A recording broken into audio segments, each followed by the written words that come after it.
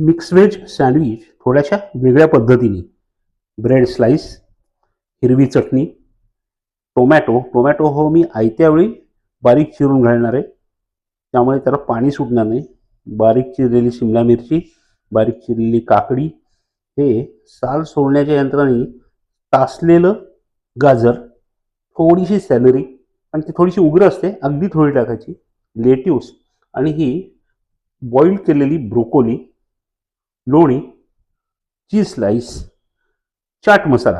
आता हे सगळं सँडविचच्या आतमध्ये ढकलल्यावर काय काय आत घातलंय दिसत नाही, त्यामुळे सगळं आधीच तुम्हाला दाखवतो.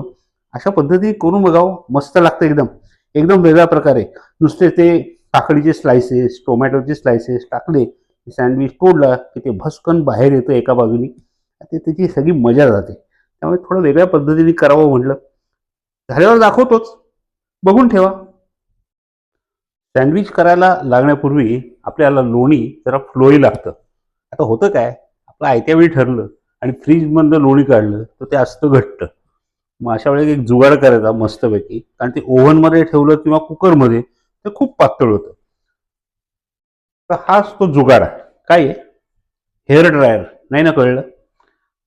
त्या लोण्यावर हेअर ड्रायर असा मारायचा, पाहिजे तेवढं पातळ होतं, मस्तपैकी काढून घ्यायचं आणि लावायचं. आपलं काम होतं आणि पाहिजे तेवढंच लोणी घेतलं जातं.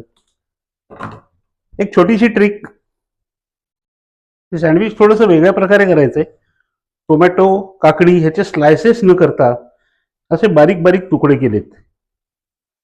त्यामुळे होतं काय, सँडविच खाताना ते एका बाजूनी टोमॅटो, काकडी बाहेर येत नाही आणि व्यवस्थित खाता येतं. काकडी, टोमॅटो, शिमला मिरची, त्यामध्ये मी ॲडिशनल यास ब्रोकोली घेतली बॉईल करून, थोडा वेगळा प्रकार. गाजर आहे ते असं सालं काढण्याच्या यंत्रणेने स्लाइस करून घेतलंय.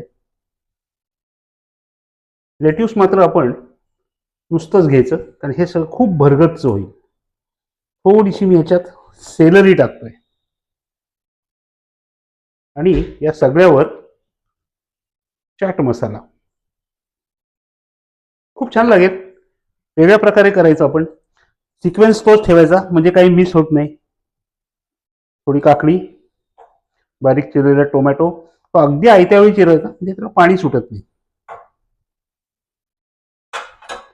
शिमला मिरची ही सुद्धा बारीक चिरलेली, ब्रोकोली स्लाइस केलेली, उकळून स्लाइस केलेली, हेल्दी प्रकार, गाजर, थोडीशी सेलरी आणि वर चाट मसाला.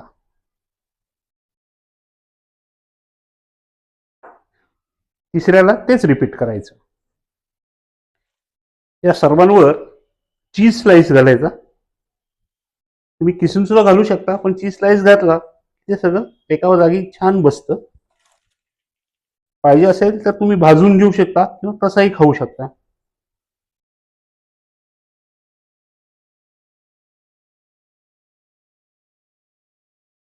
एक वेगळ्या प्रकारचा आपला सँडविच तयार होतो आणि वेगळा प्रकार म्हणून छान लागतं. हे भाज्या वेगळ्या, इन्ग्रेडियंट्स वेगळे, फार तिखटही नाही. हे अशा पद्धतीने तयार करायचंय आणि कट करून खायचंय.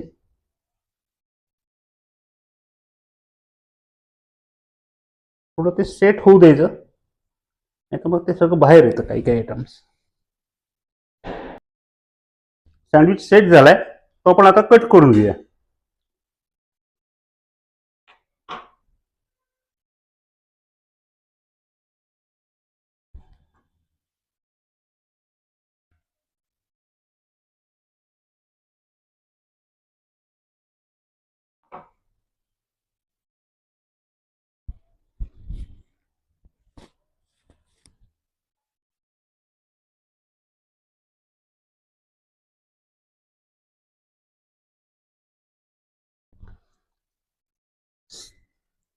सँडविच अरेंज करायचा आणि लगेचच खायला घ्यायचा. आणि याच्याबरोबर आधी सांगितल्याप्रमाणे लेट्यूस द्यायचं. Yes, very much healthy.